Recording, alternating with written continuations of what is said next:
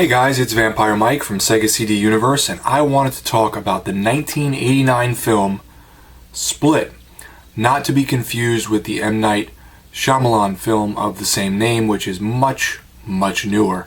So, I came across this, I think on maybe a Facebook group or something regarding underground movies, and I checked it out. It's in full on YouTube, and I didn't love it, admittedly, the first time.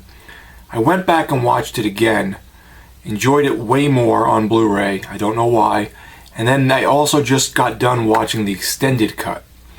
Again, it's a 1989 film. This Blu-ray was purchased from deepdiscount.com. They have a 10% off code so you can get it even cheaper, and it's cheaper than buying it through Amazon currently or even directly through the distributor, so it was a pretty good deal. I think it came to like $14 with shipping and tax and everything. It's put out by a company called Verboden Video, and it's very hard to explain this film, but I'm going to read the back of it just so you kind of have an idea. Stalker is the one person in a dystopian future who can liberate mankind from transdimensional fascists. Living on garbage and in an ever-changing disguise, he drifts from person to person, trying to wake the world from its complacent slavery. But as his ideas start to gain traction, he becomes a singular target for a formidable dictator. Stalker must race against advanced surveillance technology and evade countless agents to get his message out to the world before he is neutralized by the forces of order. So, it's sort of it is a science fiction film. It definitely feels sort of cyberpunky in a way, but it's got an artsy side to it, which I normally don't like. But there's a lot of playing with imagery, weird noises and sounds, repetition and colors on the screen, voices saying the same things over and over at points. At one point, someone puts a wine glass down, or a champagne glass, whatever, and then they put down another one, and it sort of makes like almost like a weird visual thing, because it's like shooting through the champagne glasses with the camera, and you can see like them sort of getting bigger or smaller. I can't think of the word I'm looking for with that, but you get my point. And it's not completely coherent. So while you're watching it, you're seeing this guy run around from situation to situation, sort of changing his disguises. At one point, I think he's a black woman. Then he's a homeless guy with crazy teeth.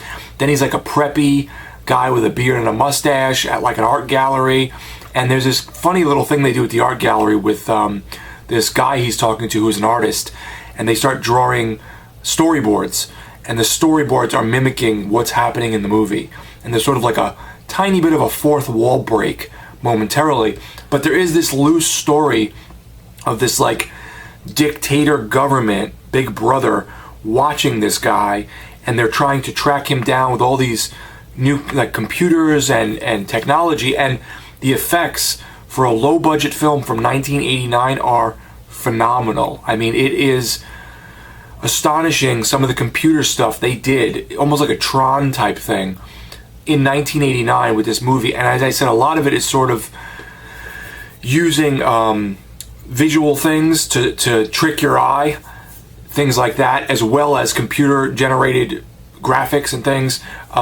It's pretty interesting, and every time I watch it, I sort of notice something different or appreciate something more.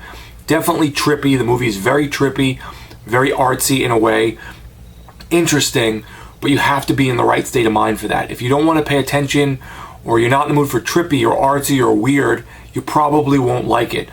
But it grew on me. Admittedly, the second time I watched the movie, I had a couple of drinks, and I was just, tipsy and loving life, and it just hit home because it was just sort of the right moment, the right mood. It comes with, a brand new restoration from the 16mm negatives, never before seen extended cut of the film, which is what I watched today, which is 104 minutes. Director commentary on both cuts of the film, unused footage from the original negatives with the director commentary, new interview with actress Joan Bachell, new interview with actor John Flynn, an original remastered trailer. I would say I recommend probably the 84-minute theatrical cut versus the 104-minute extended cut. I feel it doesn't add enough interesting to the film to make it that long, and it sort of outlives its welcome to some extent. It looks pretty good. I think that they restored it well. Has subtitles. I haven't watched any of these interviews, but I'm actually pretty interested to do so I may bring this back up to my television and watch those interviews with the actors. 2.0 Dolby Digital Stereo, and obviously it's in color, but it's very interesting, and it's something that I really think a lot of people haven't heard of.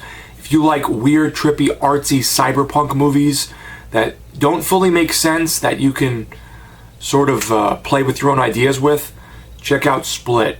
Definitely not for everyone, but I think people with an open mind will probably like it. I recommend this to my friend Bill Radovich, if you haven't seen it yet, Bill, and my buddy from Full Custom Hot Dog. So anyway, this is the 30th anniversary special edition. Check it out if you can. Thanks guys for watching. It's Vampire Mike from Sega CD Universe. Be good.